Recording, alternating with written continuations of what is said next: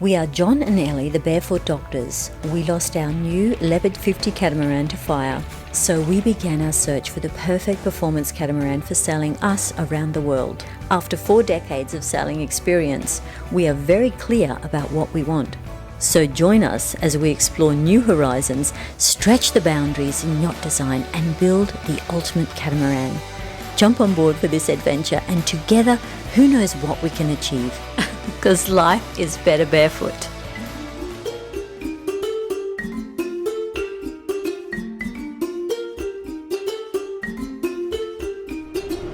Okay guys, welcome back to another episode of Barefoot Doctors Sailing. I'm here in Cape Town, just about to sail across the Atlantic from Cape Town to the USA, which will happen in about 4 or 5 days time.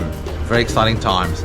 Now, today we're going to be sharing with you information about warranties on sailing boats and how they work. Now this is obviously, the discussion is with Robertson and Caine, but these principles apply across the board with all yacht manufacturers. So hopefully this video will be very useful for everybody out there. So let's go to the video. I'm here with Theo Loock. He's the Managing Director of Robertson and Caine here in Cape Town. Yeah, nice to meet you. Nice to meet you, and welcome. Yeah, thanks very much. And thanks for being a loyal owner and supporter of Robertson and Caine. We appreciate your business. Yeah, no, it's a pleasure. You were talking about warranties and how warranties work and what's important for owners to realize they have a warranty issue. How do they go about processing it and what to be careful of? So it's important, I think, for owners to know that RNC, we stand behind our warranty. Warranty process is 90% easy to follow. It's a little bit more difficult, so, when we're chasing boats all over the world, there's also in-use impact on a warranty because a boat requires a lot of maintenance and certain procedures, and you need to sail it in a certain way. So the warranty is there to protect the owner, but also to protect Robertson and Caine. We fully stand behind our warranty, and it requires cooperation. Like for instance, we got to have a fair and reasonable opportunity to assess a warranty, and for that we need sometimes access to the boat, and that require owner, to give us access to the boat. But I just want the owners to really be assured we fully stand behind our warranty. We've been here for 32 years. Our plan is to be here for more than another 32 years. Yes, we've learned from the processes. There is a bit of frustration, because the sale can be complicated. We sell to our customer who deals with a distributor who sells to the final owner, and everybody is involved in this process. But we're reviewing the process to streamline it. Because I think the frustration comes in when it takes too long. Decision making is too long. So we take that input. We're working hard to make sure, and we actually had a meeting this week with our customer that's here in Cape Town. Who we sell all our boats to, who then obviously is our distributor through either the charter, Sunsail, moorings, or private through the Leopard brand. Just to make sure that we don't frustrate owners with the process. And then it's also important just to, in this whole process, a lot of owners do aftermarket work on their boats. It's in very isolated cases where somebody assumes that a mistake is for a certain system that was put on the boat, but it wasn't our installation. So the whole warranty process is there, to protect both the owner and to be fair to the company. So the important thing is that if there's a warranty claim, Robertson and Caine staff have to be able to access the boat to actually look at the damage that's occurring and be allowed access to the boat. Only in the complicated cases. Right. When it's not complicated, that's not required. I would say 80% of warranty claims, sometimes 90%, can just be assessed by the right process. You register the warranty, we get all the proof, we approve it, and it doesn't require access. But in more complicated cases, where people have done aftermarket work, there's maybe an in-use challenge of the boat. It's after a number of years, it comes post a certain event, that sometimes it requires access to the boat. But our main purpose in Robertson and Caine, as we see, is the health and safety of our customers, health and safety of our business, health and safety of the employees. But our final aim is to put a smile on the customer's face. Yeah. And when that smile disappears, we will do every effort to put it back on it. That's good. You also gave the example of a complaint about a radar that wasn't even fitted by Robertson and Caine. So I think obviously people need to be aware of you're responsible for the boat and the structure, the integrity of the hull and the equipment fitted by Robertson and Caine, but the stuff that's done in aftermarket that's not fitted by you is really covered by the warranty of those companies. Is that correct? That's correct, yeah. So even with our boats, so we've got a structural warranty of 6 years, our limited warranty of 12 months. It's actually 14 months to our customer, but then it depends on when our customer sells the boat to the final hour. So on average it's a 12 months limited warranty and a 6-year structural warranty. And they're very fully aware of how we follow the process, registering the claim, going through the approval process. But we need to make sure that we can speed it up, A quicker answer is better. In that process there's also like OEM equipment. OEM equipment warranty comes from the equipment supply. If you take, for instance, your engines, that comes from the engine supply. Company, So I think just everybody need to be aware whose warranty cover what part of the boat. So while we're talking about engines and warranty on engines, I think it's really important to point out here that the requirements for most engines, but specifically Yanmar's, is that you have them serviced at the appropriate times approximately, but it's essential that this is done by both a qualified mechanic but also by a mechanic who is approved by Yanmar. So you have to look at their book, find out who the approved mechanics are, and use one of those mechanics. So if you service the engines yourself, you will potentially void your warranty if you don't have it done by a registered Yanmar service agent. So this is really important stuff. Don't go skimpy. You have to use those people. 6 years is wonderful. Yes. What's covered with the 6-year warranty? That talks to the integrity of the design of the boat, it relates to bulkheads, bulkhead fitting, tabbing on bulkheads, everything to do that gives you the structural integrity and safety of the boat. And that sometimes, for instance, becomes more difficult because in use damage happens. Some of the owners is heat wells, containers that were floating underwater, and then there's a repair that's a structural repair that needs to be done to the boat.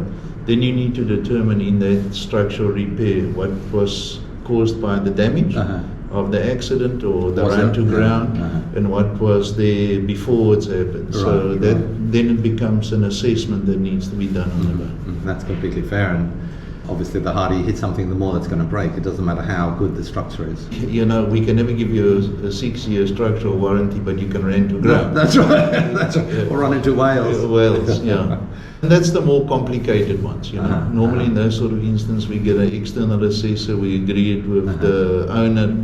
So my answer to that is a fair and reasonable owner of a boat is always going to be happy with the warranty that he gets from Robertson and Caine. The challenge also comes with warranty if somebody wants to sort of preempt a warranty repair.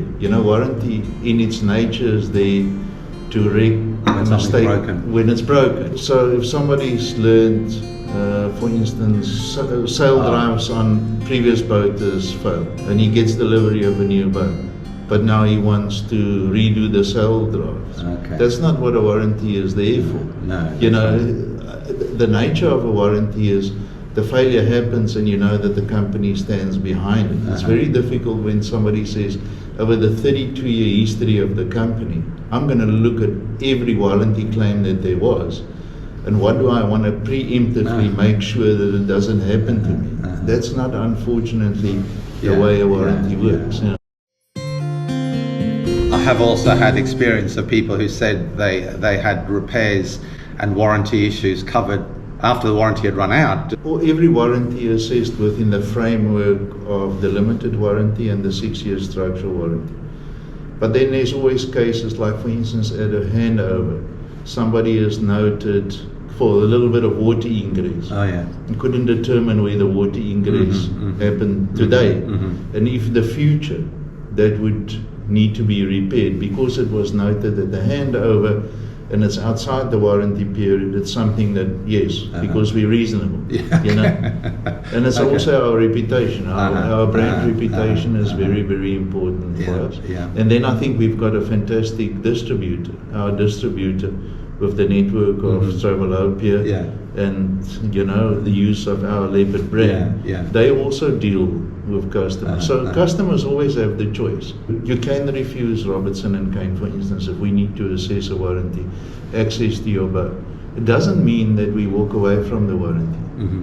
The interaction then will be taken over by the distributor. It will be by Travelopia or that use our Leopard brand, and they will deal with that in the client interaction. It doesn't mean behind the scenes then that between Robertson and Caine and our distributor that we don't take care of the warranty. So yes, we understand that you do have a choice. You can decide to who you deal with. It just complicates the process. So something that we would really like to improve in the future is to streamline the process and fast track the process. And especially we're chasing boats all over the world. You know? Something happens while you're on the way. You're going to be in a certain location, in a certain marina. It needs our maintenance team to go there or our quality team to go there, and we're chasing you down. Then it needs a little bit of cooperation and sometimes a little bit of inconvenience because, you know, somebody might have to stop a certain voyage or stay a few extra days. But that's in a very few. Those cases are few and far between. Right.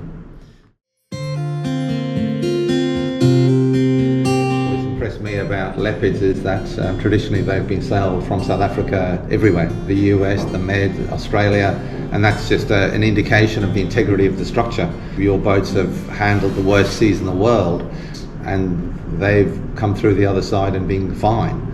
So I think that's probably one of the biggest selling points for me that Leopards have. You know they're good boats because they built down here and they've gone out into the most horrible seas. There's 40 years of sailing experience in the business in very, very tough environments. And I can also announce, I've got some breaking news. We've just signed a new exclusive naval architect agreement with Simonis and Voogd, with your naval architect that oversees, you know, certain design input from the structural integrity and the naval architecture of the boat. It comes from a very renowned company, Simonis and Voogd, and we've just extended our exclusivity agreement with them for any new boats that we want to bring out in the future. You know, certainty about your design, the history of the design of the boat, who's the naval architect. If you look at all the studies that they do around the certification, the flexi, you know, the performance of the boat.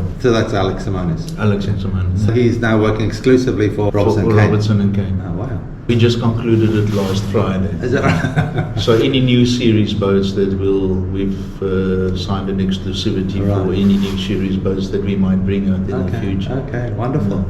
And I think that, you know, that's also where a lot of what happens in your structural integrity and your warranty of your boat starts with your design team, the naval architecture.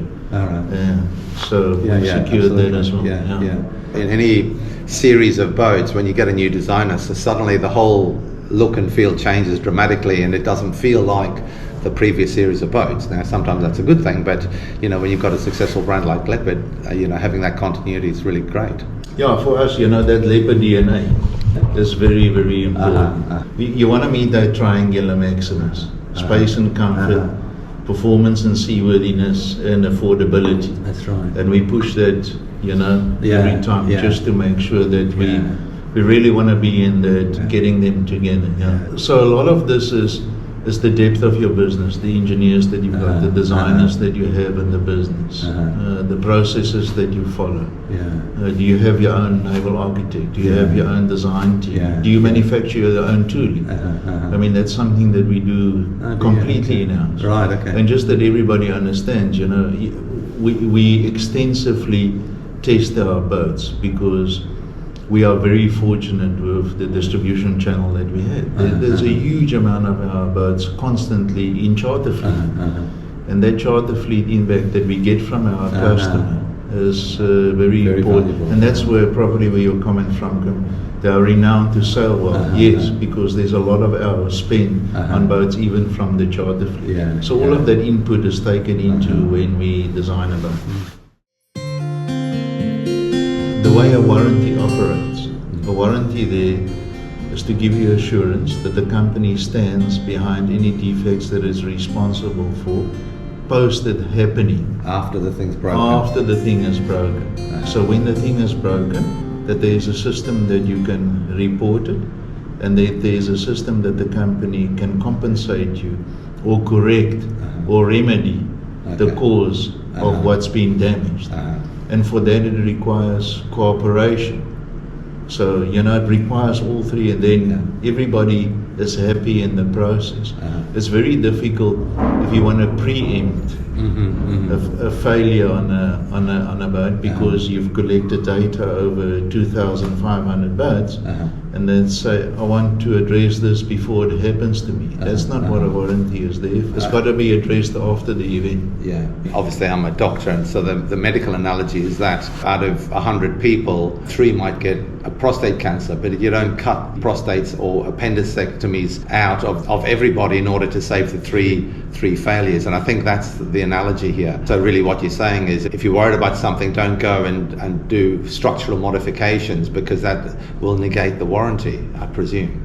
Yeah, listen, I'll be careful to say to negate the warranty, because we still want to put a smile on a customer's face. But it certainly complicates the issue then, rather than it being a straight issue, then it really complicates the matter. And then also, if you insist that you're going to do the repairs yourself, if we've got a repair team that can go out there and assist, or we can get a subcontractor to do it, you're not allowing us to understand the process and the procedure on how it's going to be repaired. Then it becomes very difficult. So unfortunately, a warranty is there to deal with the pain side of the business. Hopefully we don't create too much pain for you, but when we're there, we stand behind it that in your terms we can give the medicine. Yes. But you need to give us access to be able to give you the medicine. You need to see the doctor. Okay, great. Thanks very much. I think that's a great explanation of warranties. Okay. Thanks. Thank you very much, man. I really appreciate it. It's a pleasure. Yeah, it's nice meeting you. We are very grateful for Theo to be giving his time to explain the warranty issue for everybody, because this is a very important issue that everybody needs to be aware of. So most important points here is warranty claims are only valid after something breaks, not to preempt the issues. The one change to that would be if there's a problem like happened on the Lagoon 450 bulkheads, where every boat is going to be affected because there's a design fault, and then obviously that design fault needs to be remedied. So the second point is, if you do have a warranty claim, or something breaks or something looks a bit unusual, report it early, even if there's nothing broken.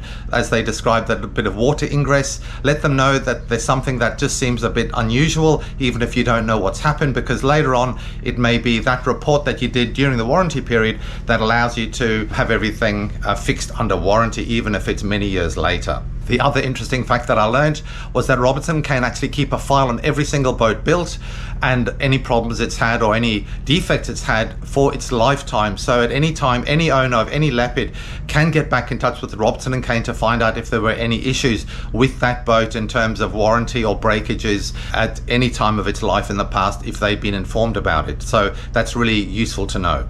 The third point is obviously know who covers each part of your boat. Robertson and Caine does the boat. The other OEMs, the original equipment manufacturers, cover their equipment, and obviously anybody that's done aftermarket, that company covers the work that they've done. There might also be OEM equipment that is covered by the original manufacturers there too, for example solar panels, Victrons, etc. The other thing that's really important is register your warranties when you get the boat, and it does take several days to register all the equipment on the boat, and this specifically and most importantly relates to the engines, which obviously on Leopards are Yanmars, all the Raymarine electronics, and usually you have 20 to 30 items, which every single item has to be registered with their codes online. The other obvious one is a generator. So Northern Lights generator typically on Leopards, but whatever generator you have, register it with the company so your warranty is registered with them. And often, especially with Raymarine, if you register within 3 months, they say they give you they extend the warranty out to 3 years instead of 1 year. So there is some benefit in doing that process. This takes a long time. The online process is a little bit complicated and often quite slow. Allocate 3 days. It took me 3 days to do the Leopard 50 warranty applications. And the last point is that if you do have a problem on your boat, get the manufacturer, whether it's Robertson and Caine, Lagoon, or whoever it is, get them to check it out, because they really need to find out why that problem has happened. If something's breaking or cracking, they need to know why that's happening, and is that a fault for all the other boats out there. And they will obviously know the history of all their boats, and they will be able to recognize if there's a significant and universal problem with their boats, if they're getting multiple problems occurring in a particular boat. We're all relying on each other to establish what is the real problem here, if it's to do with the sails, the rigging, or structural problems with the boat. And when there is a problem, all brands will be very keen to get that problem fixed properly so that their reputation is maintained. That's a fairly comprehensive cover about all the stuff relating to warranties, so I hope you enjoyed it, guys. One last comment I'd like to make is the aftermarket work done here in Cape Town is absolutely spectacular. It's very well priced. The standard of electrical fitting and gel work and fiberglassing work is absolutely superb. So if you do have the opportunity and you're sailing your boat out of Cape Town, the main issue is always going to be how long are you prepared to wait to have aftermarket work done. But okay, here we have Daniel. Say hello to everybody. Hi guys, hope you're enjoying the program. Yeah, we've been asked actually by several of our subscribers that they wanted to see you because I was in Cape Town. They thought I should be able to see Daniel. So guys, here he is. He is really here, and it's wonderful to see you. So thanks, Daniel. Thank you so much. Okay guys, so I hope you enjoyed that video and found it useful. We will be setting off on this Leopard 50 across the Atlantic from Cape Town to the USA in about 3 or 4 days, which should be very exciting. Patreons will be able to follow our live progress online. So if you are interested, certainly you have the option of joining the Patreon as well as getting live updates as we're going. Should be a great adventure. We should learn lots of interesting stuff that we'll share on the videos going forward, with lots and lots of teaching from Paul, and it should be an absolutely awesome journey. So join us for the next videos as we get down and get going on this trip. Of course, Elizabeth is still in Australia, but she will be joining us in St. Lucia in the Caribbean. So that is another exciting addition to the journey that we're going to have, which will be superb. We're missing each other desperately, but life must go on. So all the best, guys, and we'll see you in the next episode. See you later. Thanks for watching, guys, and if you like what we do, show us the love and hit the like button, then hit the subscribe button and hit the notification bell as well, so you don't miss out on your regular fix. Then kick off your shoes and you can come barefoot with us.